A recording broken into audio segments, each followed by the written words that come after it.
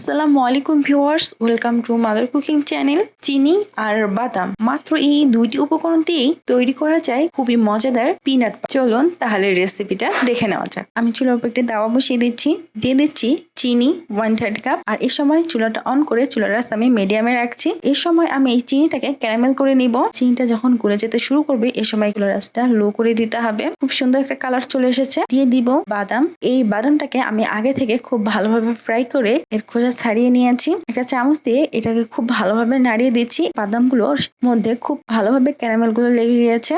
সাথে সাথে এর ঢাকনের মধ্যে রেপিং পেপার লাগিয়ে নিয়েছি।